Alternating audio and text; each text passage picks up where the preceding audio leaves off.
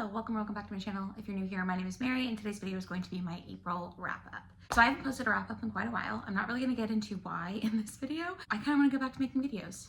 So I know it's mid-May, but these are all the books that I read in April. I did read 13 books in April. 2 of them were rereads. I also DNF'd a book, so I will be talking about that there.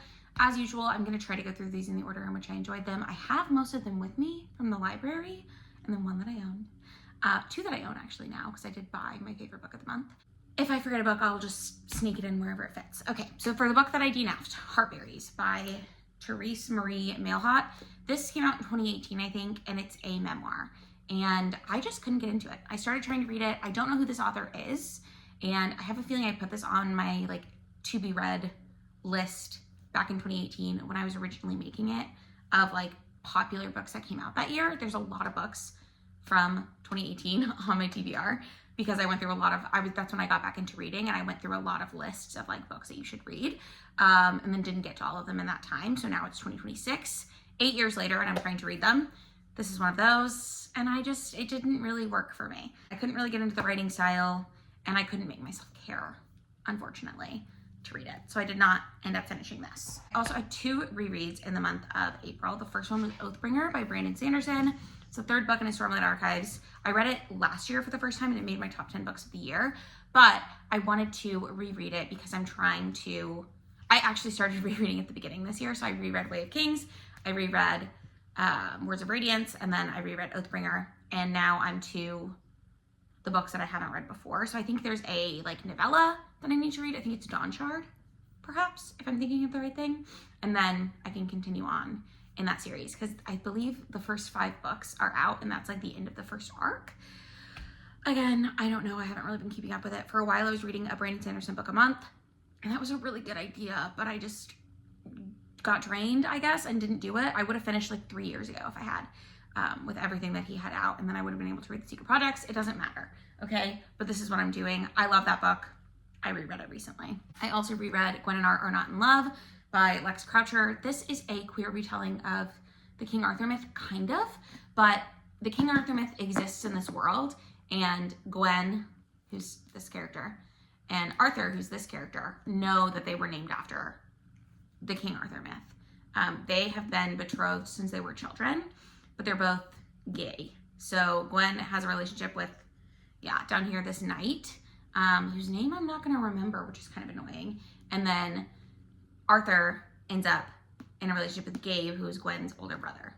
And the kingdom is going to war. There's all these sort of political factions going behind the scenes. Lex Croucher writes, I read another Lex Croucher this month that I will talk about, but Lex Croucher kind of writes historical books that are very ahistorical feeling. So there's a lot of very modern things. They sneak out to go to parties and just a lot of goofy shenanigans like that. I really enjoyed this book. I read it a few years ago. It would have been 2024 because I read it when we were moving into this house. I remember I was putting my library together while I was reading this. I like it. I don't love King Arthur retellings in general. I do like this book. I think it's very cute and sweet, and I'm glad that I reread it. Now we will get on to the books that I read for the first time. I have 2.5 stars to talk about. The first one is Florida by Lauren Groff. This is a collection of short stories. My main problem with this, I used to really love a short story collection. Recently I've found it harder and harder to really love a short story. So there was a couple in here that I think 2 that I would have given 4 stars to, and then the rest I either didn't like at all, or didn't feel fully complete, or just not memorable. So this overall got 2.5 stars because I don't even remember the ones that I loved really. But the whole reason it's called Florida is because the premise is that all of these characters and stories are happening either within Florida or adjacent to Florida. There's 2, I think, that happen in France, but the families are from Florida. So there's that. I just don't know if short stories are really doing it for me at all anymore, but I am glad that I read it. That's another one that I think came out in 2018 or 2019 that's just been on my list for a long time, and I'm glad that I got through it. America Is Not the Heart by Elaine Castillo. Castillo? I think it's Castillo because she's Filipino. I don't know. Sorry about that. But this is a multi-generational family story, which is usually a thing that I like. If you're not new here, you know that. And it follows 3 women who have the same name. I'm not gonna remember the name though. That's so annoying. They all go by different nicknames. The main one is Hero, and I can't remember her niece's name. But it's these generations of Filipino women who moved to the United States and about their lives. And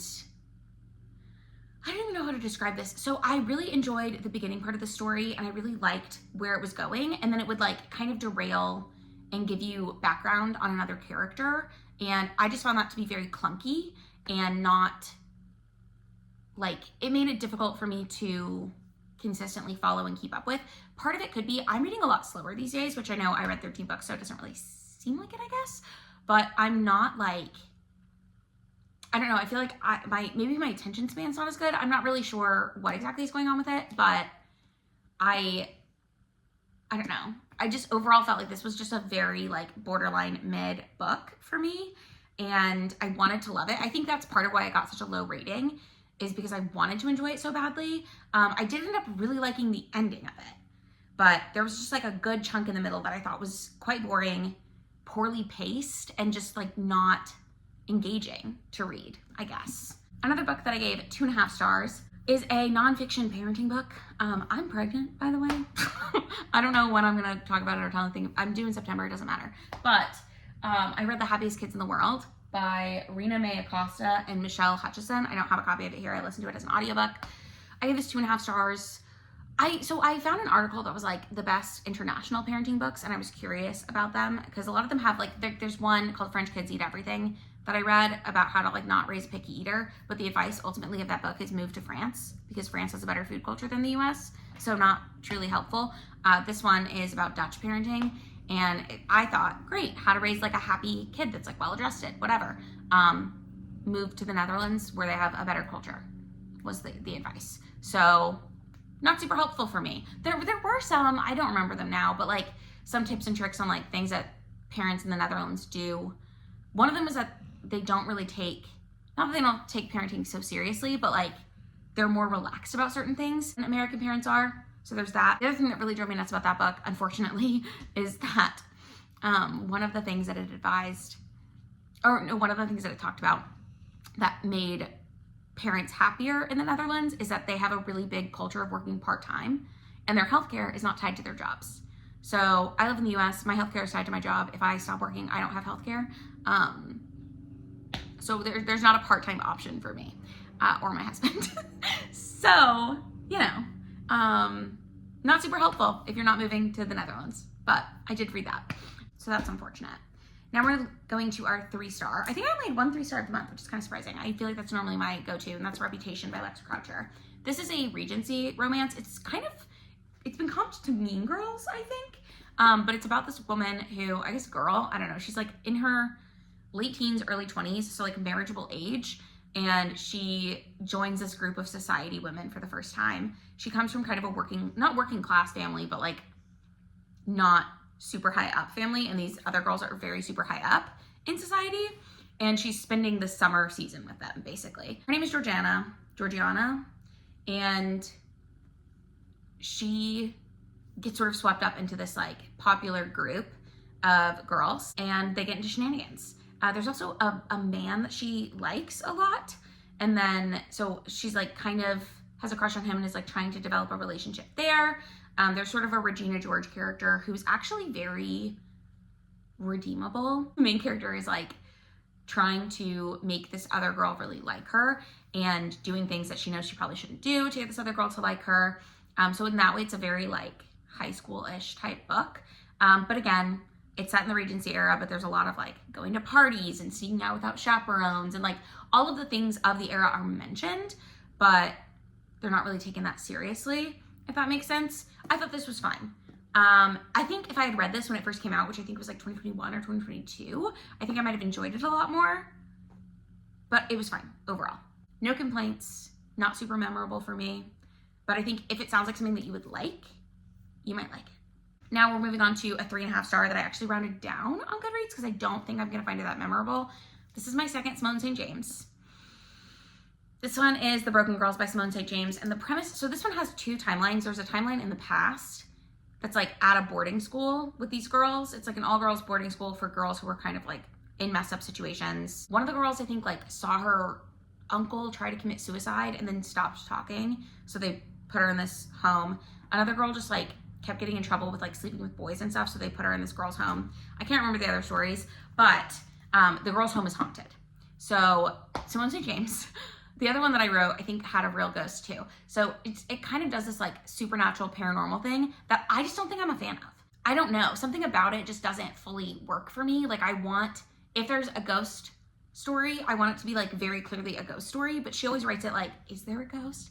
Is there not a ghost? Whoa. And I don't like that. I don't know what about it I don't like, but I just don't like it. I feel like it's because I have to know whether I'm gonna like commit to the reality of the scene that there's ghosts, because I don't believe in ghosts in real life, okay? So it's automatically going to a fantasy place for me. I know that that's controversial. A lot of people do believe in ghosts and hauntings and stuff. I think it's fake. Sorry. So that's hard for me to read in like a realistic story, I guess, if that makes sense. And I think that's my problem with it. But the present day timeline follows this reporter whose sister was murdered near where this girls' school that is now shut down used to be. And then this reporter finds out that someone is coming in and like renovating the girls' school. And so she wants to do interviews about it. And then she sort of uncovers, I think while they're renovating the girls' school, they uncover a body. And it was one of the girls in the past timeline. So it's sort of like those two mysteries. It's not a mystery who killed her sister because there's someone behind bars, but she just like feels like the police didn't really do a lot of investigative work at that time. So she's trying to figure out if that's what really happened to her sister. And I did like that timeline and storyline a lot. The other thing that I found interesting, I was waiting for these stories to like merge, and they really don't. So overall, not a bad book, just I don't think a book for me fully. But again, 3.5 stars. I rounded down on Goodreads just because I don't think this is something that I'm ever really gonna think about again. And so that's that. The other 3.5 star that I read that ended up rounding up to 4 stars that I actually briefly thought was going to be a 5-star was Our Share of Night by Mariana Enriquez. I've already returned this to the library because it had someone put a hold in, so I couldn't renew it to keep for this video. This is about a guy in South America, I think it's Argentina if I'm not mistaken, who when he's a child gets adopted by this cult because he has this magical ability to be a medium for the cult. And then it goes through his life, and then like in present day he has a son, and it's mostly following his son's life through the lens of the father. And then as he gets older, the son starts having his own like storyline, and he has this group of friends. But it's like, the beginning of this book was very interesting to me because it was about the father negotiating with this cult saying that he doesn't want his son involved in this cult because his son is going to be an even more powerful medium than him. So he's working with someone else who's like on the outskirts of this cult to prevent his son from getting any of the powers. I was very interested in that storyline, and that is like the very beginning and the very, very end. All of the middle is just about the son's life and his father, like all the things that happened to him and his dad, and then he has this group of friends, and there's like weird stuff that happens with the friends. So it's like the cult is always sort of looming in the background, but it was never as big of the book as I wanted it to be. And for that reason, like I feel like I was constantly like waiting for the book to get good, for lack of a better phrase. So unfortunately, I guess I was like, I mean, I gave it 4 stars. I would say I enjoyed it, but I just feel like my expectations weren't really met with it, which is always kind of a bummer. So that was the other 3.5 star that I gave. But the first one I rounded down, this one I rounded up. Now moving on to my 4 stars, I did read Not That Bad, Dispatches from Rape Culture by Roxane Gay this month. This is it's edited by Roxane Gay, sorry. This is a series of essays by different women. Some of these were really, really impactful and good. Some of these were like just fine. Like either they were written in a way that I don't really gel with. That's the problem with having multiple authors do something like this for me, is that some writing styles just don't really work for me. And then some stories I don't want to be a judge on other people's experience, but some stories I didn't think really fit with the theme of this. And the theme of this is there are certain things like rape and sexual assault are so common amongst women that, in men too, but not as common amongst men. Anyways, that things will happen to you as a woman and a girl, and you'll think, well, this isn't that bad because it's not this. Or what happened to me wasn't that bad because it could have been so much worse. And so that's like the premise of this, that different women are telling things that happened to them that they think, they used to say we're not that bad, but like that it happens at all is bad, is the premise. And I was definitely guilty while reading this of hearing some of them and being like, that's not that bad. But again, that's the point of the story, or the point of the collection. So I don't know, I wouldn't say that I like learned a lot, but I learned a lot about myself and that I need to work on being empathetic. I like this. Again, this came out a couple years ago. I've been meaning to read it since it came out a couple years ago, and I'm glad that I finally got around to it. So then I read Not a Happy Family. I didn't know this book had not in it, and that's funny. I did not do that on purpose. By Shari Lapena. And Shari Lapena, I don't know her name. I own this book. So this is the one like non-library book that I already owned. I listened to this as an audiobook though. This is about a family of, it's like 3 siblings and their parents, and I think it's over Easter weekend. And over Easter weekend, they're going to their parents' like estate, and their dad's an asshole and does things to provoke them and holds that they have money over their head. Like, I think the son is supposed to inherit the dad's company, but then the dad sells the company out from under the son, so he's not going to inherit it anymore. They're selling their house, so this one daughter, who her and her husband are having fertility issues that her dad also always brings up, which is horrible. She always wanted the house, and now their dad is like, well, we're going to sell the house, so you won't get the house. And then the whole, the mystery part of this is a mystery thriller, is that their parents end up getting murdered after this Easter dinner that goes sideways. So all of the siblings leave from Easter, the parents are murdered, and then they find out their parents are murdered, and they're all suspects. So you're going through like why they may have killed their parents. There's also like a maid, there's a love child. This was like just rich people drama, but also like family drama. So if you like the like Knives Out scenario where it's like the wealthy family member dies and all of these people had something to gain from their death, that kind of drama, you might really like this. I thought it was fun. I had a great time reading it. Another book that I've been meaning to read for years, The Flat Share by Beth O'Leary. I convinced myself that I wouldn't enjoy this one. I don't know why, but so the premise of this book is that these 2 people, whose names I don't remember, Tiffy and Leon works the night shift. Tiffy breaks up with her long-term boyfriend and needs to move out, or he leaves her or something, but she can't live with him anymore. And so she needs a place to stay really quick. He needs extra money, I think is what it ends up being. And so he's renting out his flat during the night while he works, and then on weekends he's just going to stay with his girlfriend, is the premise. Or he's just not going to stay in the flat. That was one of the things that I was curious about. But so they end up sharing this apartment. They share a bed, but not at the same time. They never overlap, they never meet, and they communicate by notes, and then eventually they have a love story. So I will tell you what I thought was going to make this really difficult for me to buy into and believe is I didn't see how they could fall in love if they never interacted and meet. About like 45% of the way through the book, they do meet.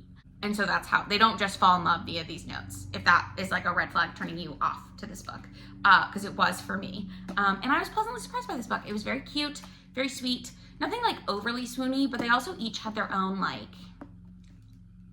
individual things that they were working on, which is something that I appreciate in a romance. And I like this one. I had a good time with it. On to the last 4-star for the month. Small Pleasures by Claire Chambers. This is a historical fiction book. It's set in England, and it's following a single journalist in her late 30s, early 40s, I think. And she and her mother live together. Her mom is kind of like, I don't know if she's agoraphobic or a hypochondriac or what. She's like got enough issues that the main character doesn't really feel comfortable leaving her mom alone. So she's sort of taken on the role of like caring for her mother, but her mother isn't like sick, so she doesn't need like a caretaker. She just like emotionally relies on her daughter a lot, if that makes sense. And then the main character, like I said, is a journalist, and she gets a letter from a woman who is claiming that she had a virgin birth. And this journalist is like, this would be a great story. She doesn't fully believe her, but she's like, I'm intrigued. So she goes and talks to this woman who has this daughter who she's convinced is only her own DNA. I think it's because scientists have discovered that certain species of like frog can spontaneously reproduce around the same time. And so this girl's like, I did that.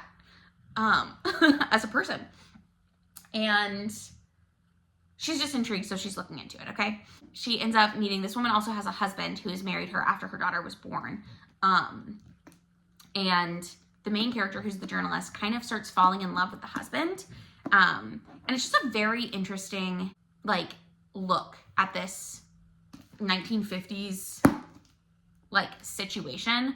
You follow them going to like these different doctor's appointments to test the blood of the girl versus the blood of the mother and the DNA to see if it really is the shared DNA. And I just thought it was fascinating. This book made me cry. I was like very invested in it. It's a very strange story, but it's also very like human, I guess. And I loved it. The last book that I read in April not the last book that I read, but the highest rated book that I read, the only 5-star I had, was Bringing Up Bebe by Pamela Druckerman, sorry. I did buy this book after reading it because I just thought it was really interesting and has some things that I will potentially want to like reference back to once I have the baby. So this is it's an American woman in France, and she's talking about like how the French do motherhood. Some of it, again, not super helpful because I don't live in France. Some of it not super helpful because I would never live in that dynamic. One of the things she talks about is how like French women lose the weight immediately after they have babies because their husbands expect it of them. Don't love that. Also, French men don't really help out with babies because they see it as the woman's job. Don't love that. I didn't marry a fucking loser. But some of it is like interesting, like how the French get their children to sleep, like through the night, like they're young babies. I know a lot of parents are really against sleep training. I'm against the cry it out method, I guess, for myself. You can do what you want to do with your babies. I would like my babies to sleep in an ideal world. And it sounds like some of these tips might be helpful for that. I did think it was funny. I was looking at reviews for this book, and several of the reviews were like, this is basically just how people parented in the 70s, 80s, and 90s in the US too. Which I don't know if that's true, but I did think it was interesting. So I did read French Kids Eat Everything a few months ago, because one of my fears is that my child will be a picky eater, and I'm not a short order cook. I will not be the person who's cooking multiple meals for my family at night. I'm not gonna do it. But some of the tips in there are also in here about like how to introduce food when you do introduce solids to your baby. I just thought it was interesting. I liked it. Again, I'm not really going to be talking about a lot of parenting stuff. If I talk about parenting books, if I read a parenting book, I might share what I liked or didn't like about it with you, but I don't intend to talk about the rest of this stuff very much on this channel. But yeah, and I also don't want your advice. So if you're thinking about like what you did with your kid and you want to tell me, I don't care. Please don't tell me. Okay. Thank you anyways.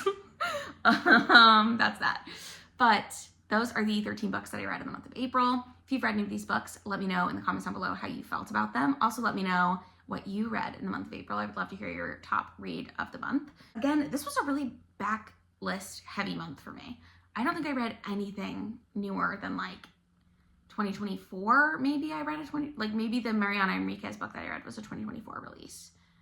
But like, I have not read, I've been reading a lot of backlist books, which I don't have a problem with. But that's it. Thank you for watching this video. If you made it to this point, give it a thumbs up if you enjoyed it. Comment down below, I already said that, and I will see you in another video soon at some point, hopefully.